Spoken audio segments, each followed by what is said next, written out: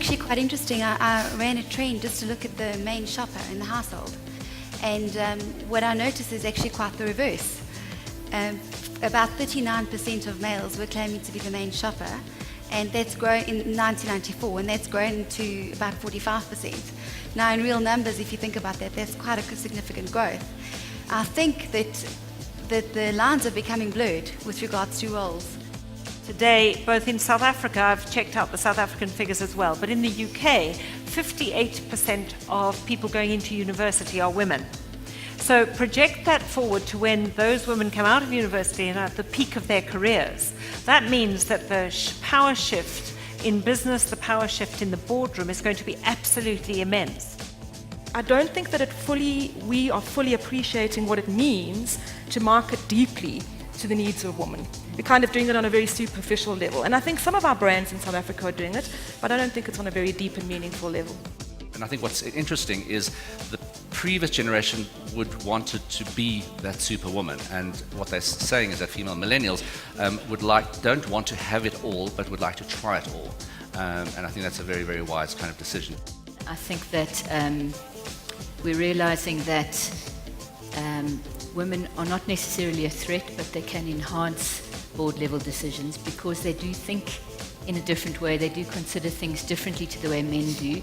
And that the collaboration of the two different thinking styles can actually be really strong.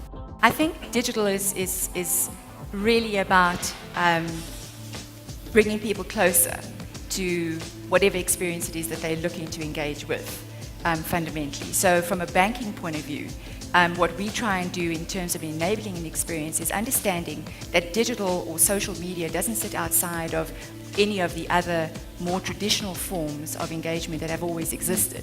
It's an alternative way in which to have an experience with the bank, to have a conversation with the bank. I think fundamentally digital is about dialogue.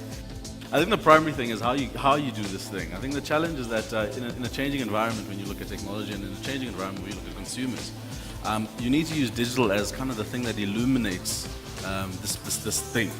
And digital, just as mentioned, is not an isolated kind of component of communication. It's something that you're going to be able to use to fundamentally illuminate the experience that people have with your brand. Brands are scrambling to create those profiles, presences, websites, campaigns, whatever it may be. The challenge, I think, is tying the loop between what the brand promises and what they can actually deliver.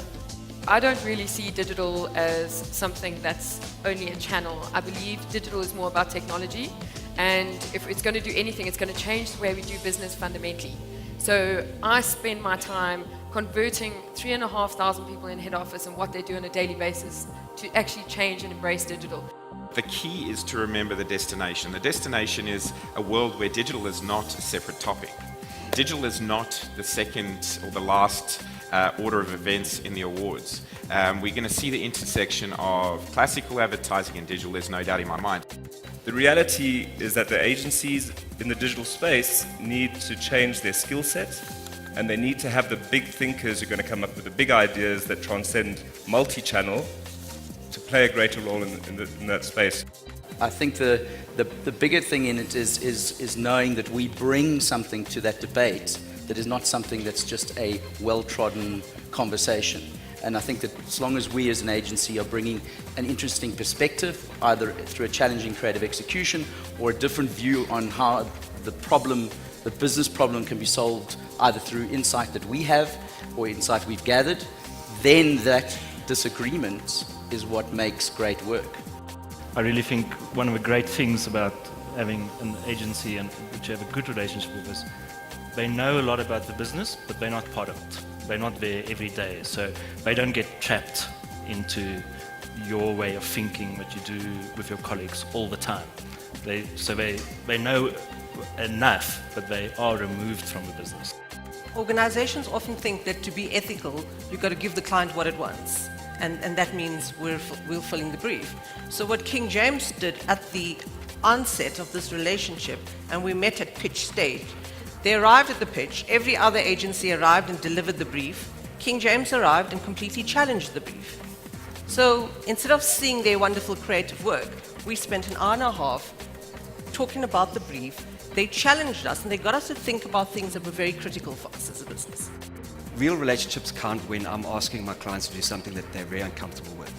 And over the years, we've had many great pieces of work which became quite iconic, bombed by the Alan Gray team, for example, and we've had to put ourselves, really compromise our relationship by challenging them and saying, you know, you're wrong. Actually, this will change your brand, and that's what makes relationships. And to their credit, so many marketers would not say, okay, I trust you enough to let you do this.